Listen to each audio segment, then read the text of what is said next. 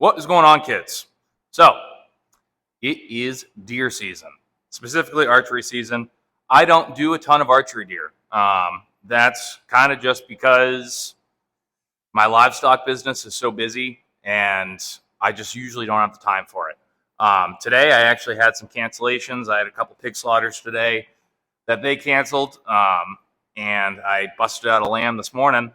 And one of my regular customers, somebody who's been coming to me for years now, called, and his wife got a deer. So, as a good business owner, we're going to take care of them. We're going to get this done. So we're going to kind of double up on videos today. These aren't going to be one full video. Going to kind of break them up. We're going to do a skinning video first. Get this guy parted out or skun out and get ready to process. Normally, I would hang this for about a day in the cooler. This guy was shot last night, but we have a beef hanging right now. Two sides of the line on whether or not you should hang deer with beef. There's arguments that there are parasites or whatever on the deer that could go through the air, get on the beef. It is what it is. I'm not gonna play with it. Like I said, I usually don't take in archery, so this is kind of a one-off. So what we're gonna do, get this guy skun out, get him cut up, packaged today, and these customers will be well on their way. So we're using the regular stuff. We got the regular cradle that we use for all our deer, pigs, lambs, all that fun stuff. Got our scabbard again. Gonna be using the 4-inch. This is the main reason I bought this knife, was for deer and pigs. So I've used it with pigs, worked out fantastic. I've used it with black bear, phenomenal. So this will be the test with deer. I have no doubt it'll work out great. And then guys are 6-inch. Stiff blade. We're going to use this for all of our incision cuts, taking the head off, things like that. So we're going to go ahead and get going on this. This is a nice little buck, just a spike. It's actually still in velvet. While they were pulling it out, though, unfortunately, they were holding on to the antlers, and one of the velvets actually just slid off. So the customer will be keeping the head on this, so we'll go ahead and pull that off. I love these guys. They're fantastic. Older couple. They've been hunting their entire lives. They know how to clean a freaking deer. It's spotless in here. It looks fantastic. I don't have to worry about it. I cannot tell you some of the horror shows I have seen. So this is a perfect teaching tool because I don't have to do any extra work in cleaning it. So start as always.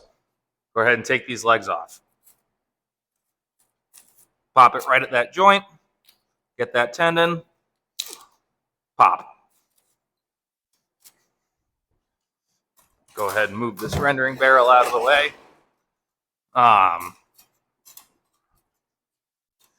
You need to be careful with deer hair because it gets everywhere.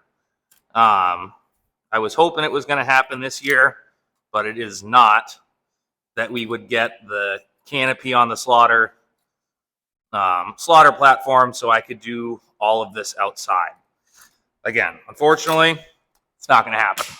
So you just got to be extra careful where all this hair is going because it gets on everything. So, and again, when you're going into the back legs, you got to be careful because you don't want to cut that tendon. Another thing you have to worry about, which, again, this time of year, they're not in rut. So, there, you can see it right there. These are the tarsal glands. They're not bad right now. I can actually barely smell them. So, what a tarsal gland is when deer are in the rut, what they'll do is they'll squat down and they'll piss on this patch of hair right here. And what that does is it projects their scent. So all the does and all the other bucks in the area go, hey, I'm here. Don't screw with me. Or if it's a bigger buck smelling this guy's tarsal, he's going to go, hey, there's a little punk in here trying to get with my ladies. I need to get him out. So the biggest thing with these tarsals, do not get your knife into them because it will pretty much taint whatever meat it really touches. So you besides being careful not to cut this tendon, you also need to be careful not to really be manhandling this tarsal gland. What I usually end up doing, especially if I haven't gotten anything, which is pretty much every single year, is I will actually, depending on what I'm getting in for deer, I will actually save that tarsal gland, and when I'm headed out to my stand, I'll tie it to my boots and go ahead and make a little scent drag there. Figure that way I don't have to pay to get all those scents that they're selling at the stores and stuff like that. We'll just get it straight from the tap.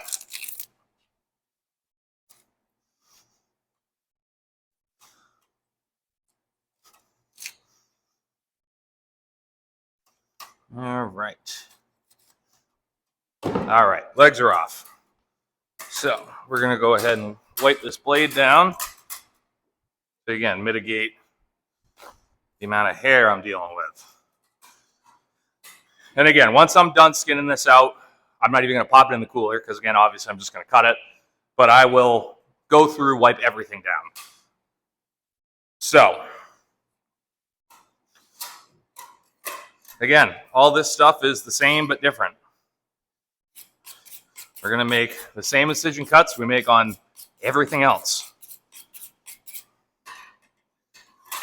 So, when you're doing your incision cuts like this, as you can see, they've already opened up the pelvis.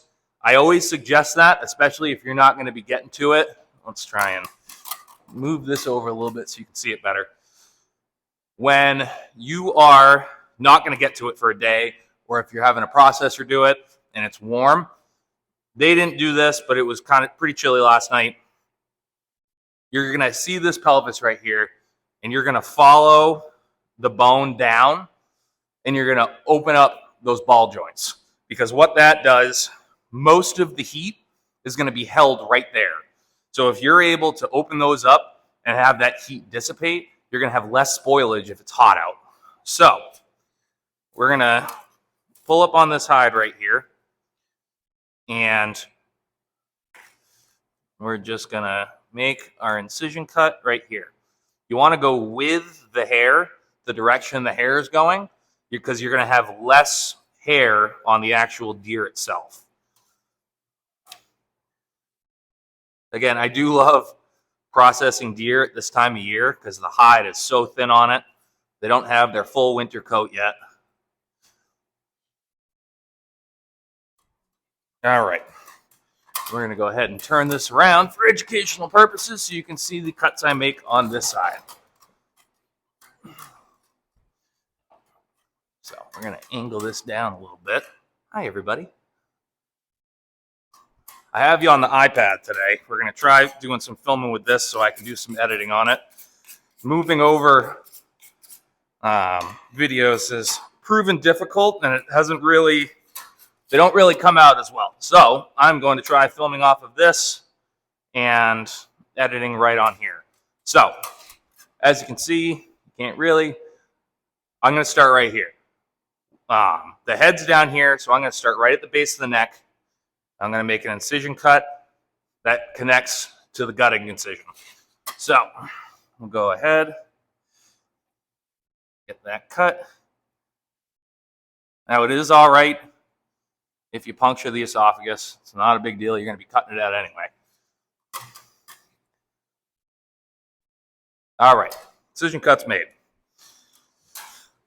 Once again, wipe the blade off. Keep everything nice and clean. So we are going to start the way we always do. Start the back legs. This guy was chilled pretty well. And like I said, it's a young deer. And it doesn't have its winter hide yet. So a lot of this skin just pulls right off.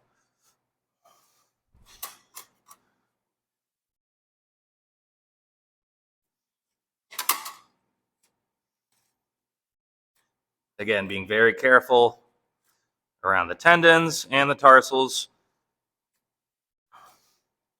There is already an opening over here because from where they hung it last night.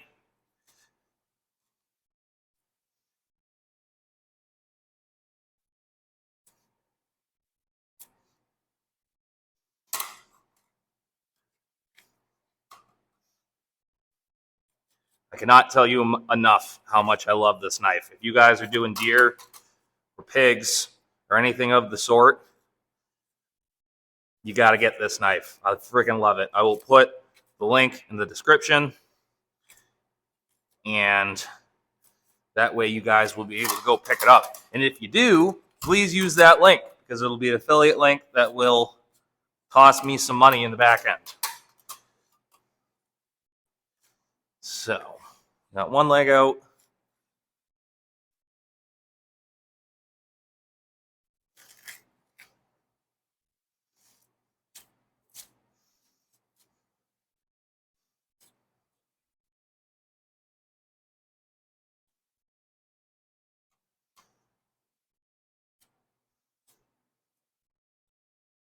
And we're just going to go right around this tendon. Beautiful.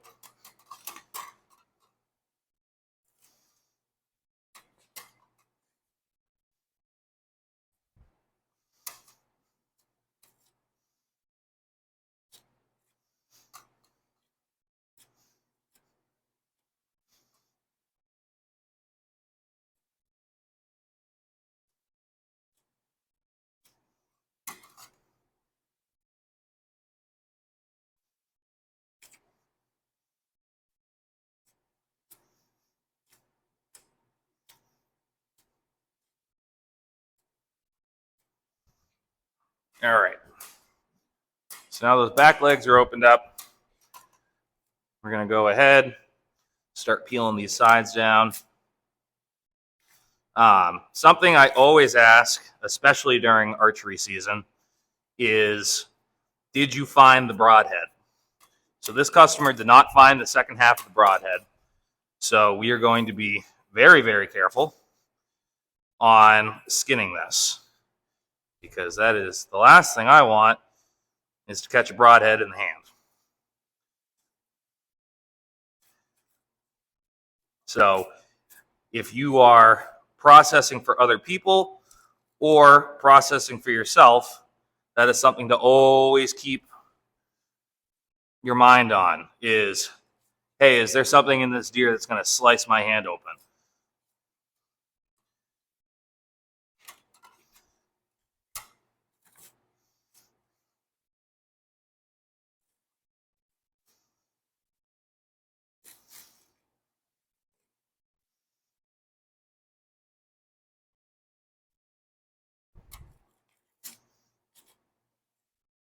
All right, so there is the entry.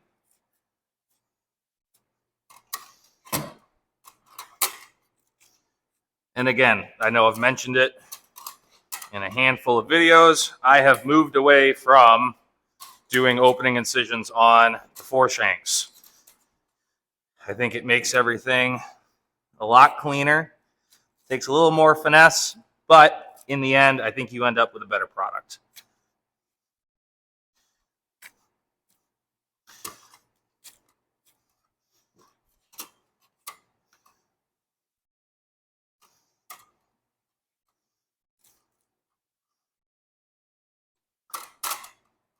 All right.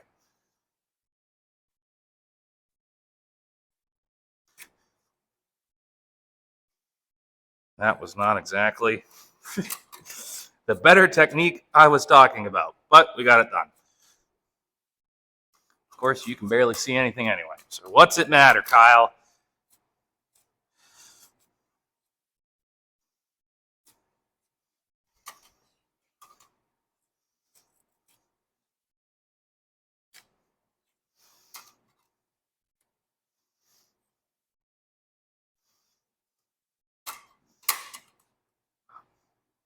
Now, again, I'm sure there's 1,000 videos on how to skin out a deer.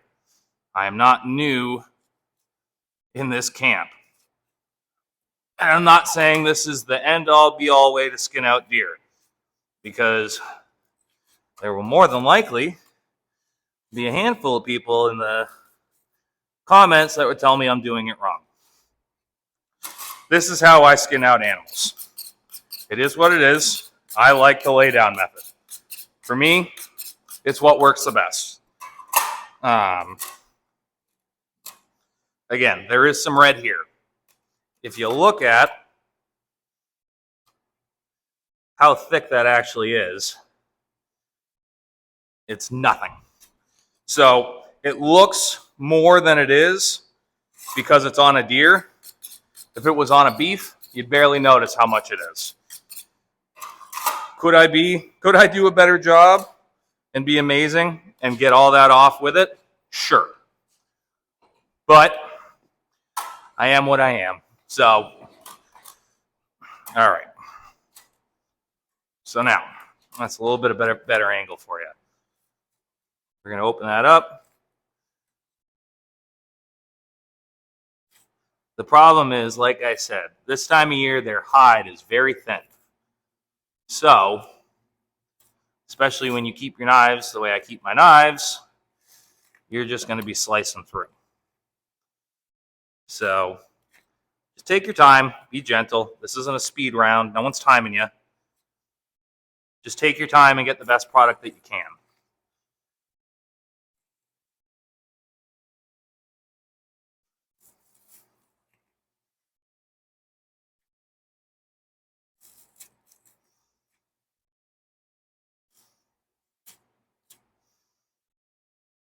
And if you see hair, pull it. It'll be a lot easier than pulling it now than it will be after. Again, I will re-show you the paper towel trick if you've never seen any of my videos of pulling hair off. But if you can get the bulk of it off while you're in the middle of it, makes everything a lot easier.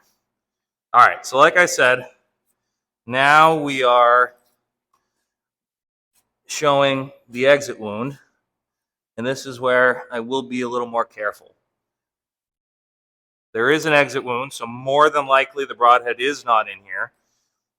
But as I said before, the couple was not able to find it.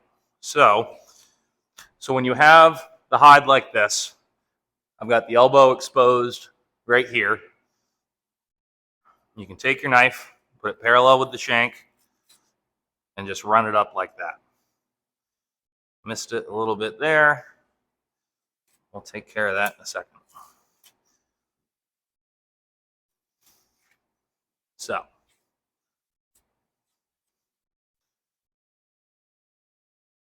now go ahead, finish getting this shank off.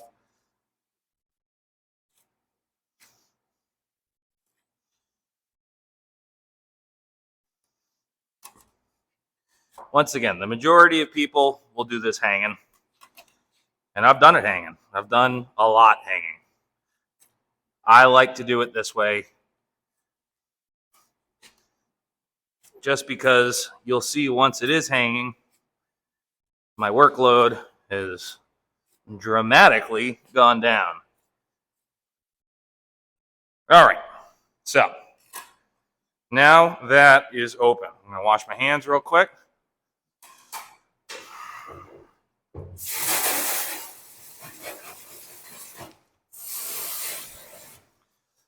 And we're going to get a little rope.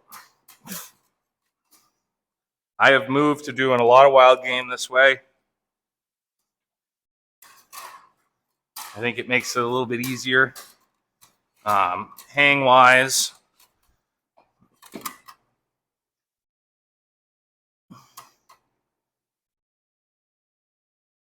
all right, so we got to do a little cleaning on this back end. That is something to always make sure of, is that the bung of these guys is clean.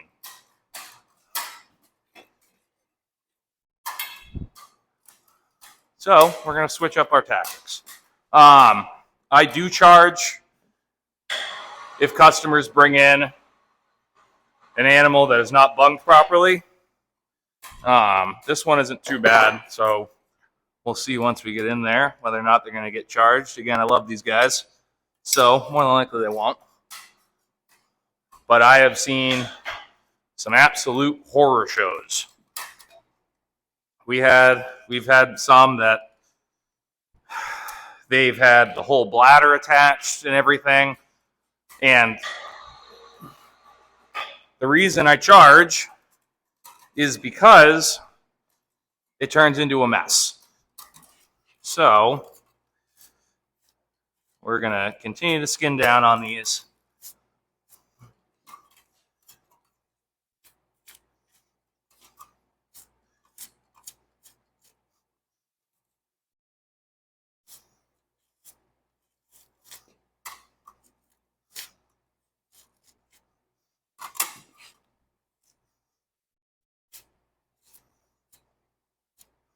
All right, so there's one cocoa pebble on the floor. We'll see how many more we get.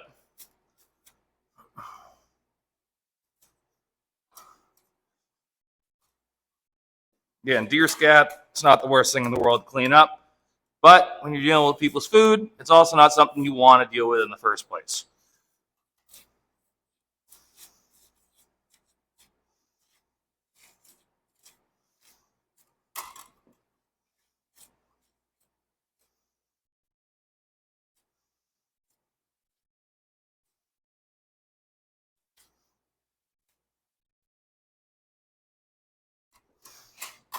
All right, we're going to make our incision, separate the tail. Again, you're just going to go in between the vertebrae on that and just pop that right off. All right, wash my hands real quick again, mitigate some of this deer hair. And I'm going to go ahead and we're going to spin it around. Once again, we're an educational program.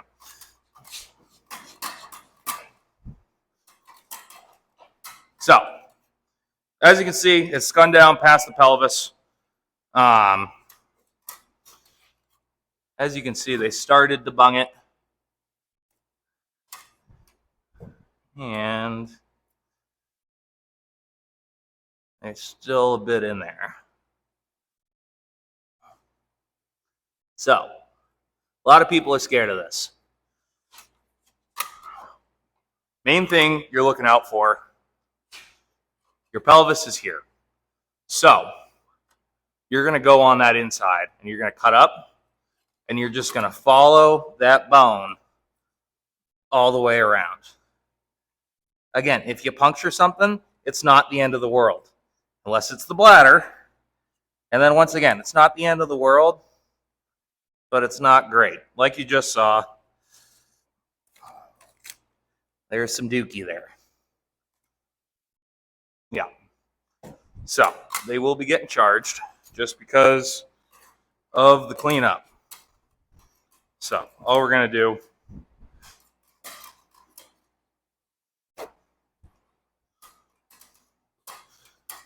we're going to push from this side.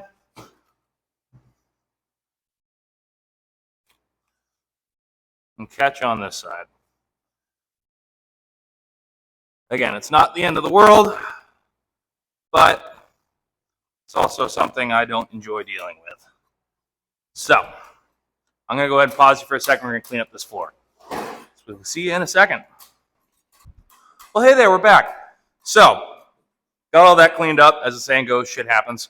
So, what we're going to go ahead and do, we're going to winch this guy all the rest of the way up, and we're going to pull the hide.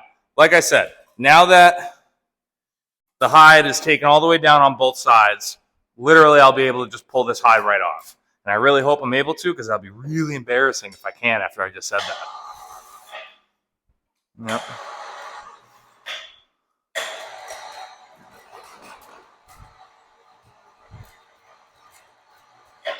All right, get this cradle out of the way. As I'm looking at it, you're at a funny angle. Hey, how's it going?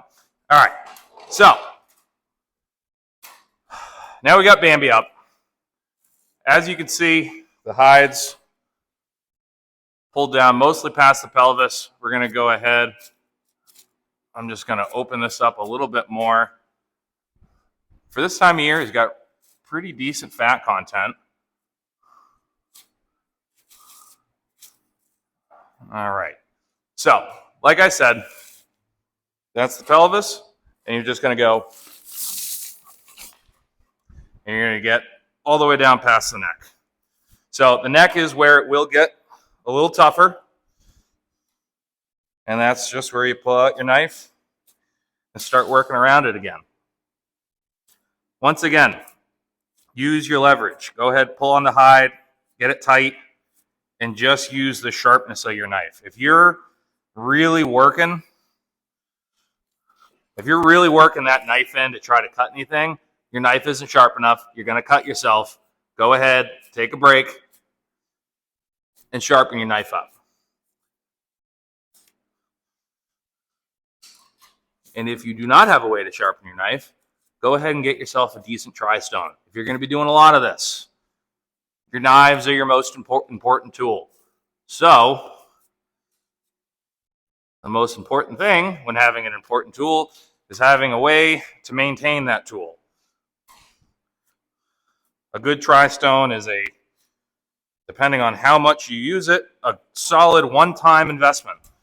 I think the last time I looked at the one I bought with the current climate we're in was about $109. But what I do like about that one is, one, the size, it's just good quality, but it also allows you, if you are using this stone a lot, you can buy replacement stones to put into it. So I will also put that link in the description.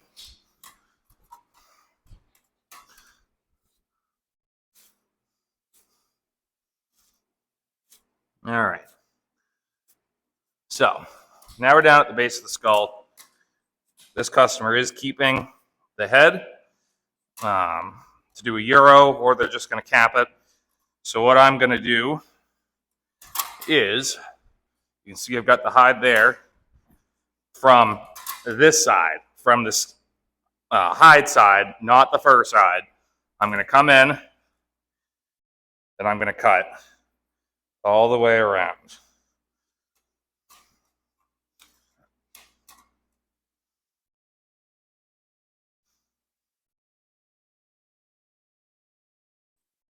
That way, it mitigates how much hair you're cutting. Again, there's going to be hair. You're going to have to deal with it. Always wash your hands. It's helpful if you have a bucket of water or something that you can dip your hands in and out of. That'll help keep your hands clean. So, there's your entry wound. There's your exit wound.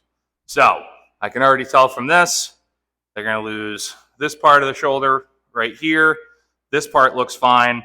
But again, we're going to be very careful about going through this. I do not need to catch a broadhead in the hand.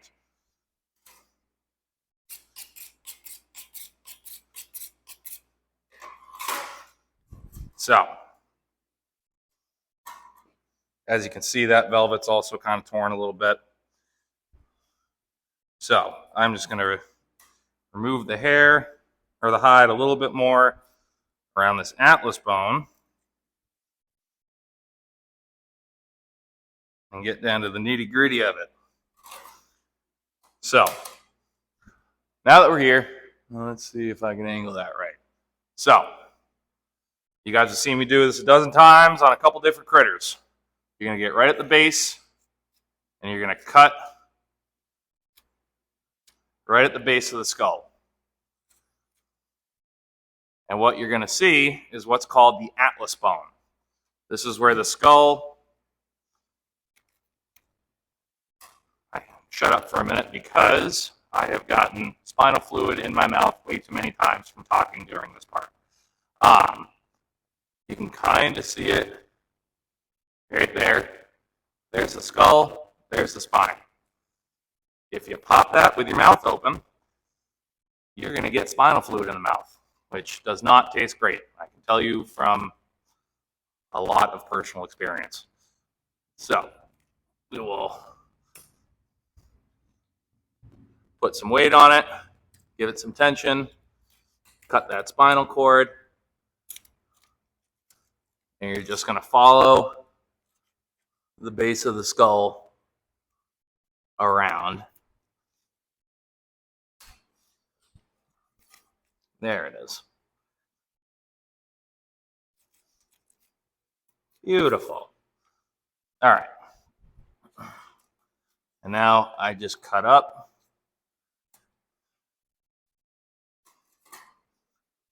There you got a deer head. So we're going to go ahead and set that aside and probably get taken down for animal abuse on YouTube. Thanks, guys. So what I like to do now is, you see this chunk of meat right here. The esophagus is hidden inside of that. So I will just go around. It's not a massive chunk of meat, so I'm not super worried about it. And we're just going to cut that esophagus off right there. So now you got a beautiful skunned out deer. Let's drop it a little bit so you can see. I'm going to go ahead and take my knife and we're going to clean up back here a little bit where there's some hair. There's a little bit darker meat from it being exposed to air. Again, just like with doing larger livestock, you always want to cut off as much as you can of the stuff you don't want first. Because if there is any nastiness there, any feces, dirt, mud, any of that, if you cut it off, it's just off. If you rinse it off, now you're spreading all of that bacteria all over the meat. I am not saying do not get your animals, like do not spray down your deer. If I had floor drains in here, I would be spraying this deer down, but I don't. So now that that's pulled off, we're going to go ahead and do the paper towel method. So you're going to want to get a good chunk paper towel. Pull that piece of leaf off. And then you can't see this because I'm over here and I'm not going to change the camera angle for 30 seconds. And you're just going to get this paper towel damp. As you can see, clean paper towel. Now, you can go through and wipe the whole thing down. Anywhere you were making incision cuts, stuff like that.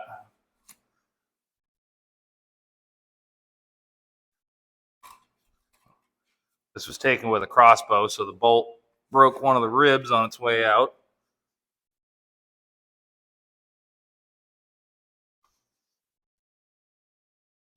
And we're just going to finish wiping her down. So that's a lot more blood than I'm probably going to show on camera because I'm already thread the needle on this getting taken down for adult content. So we're just going to toss that. There was hair on it, I promise. All right, so let's skin it out of deer real quick. Again, really nice looking buck. This will eat really well. I do have the cut sheet, like I said, and I will be processing this now. So look out for the next couple days if you're watching this video, because the next video will be coming out. So I appreciate you guys watching, and we'll see you in a little bit.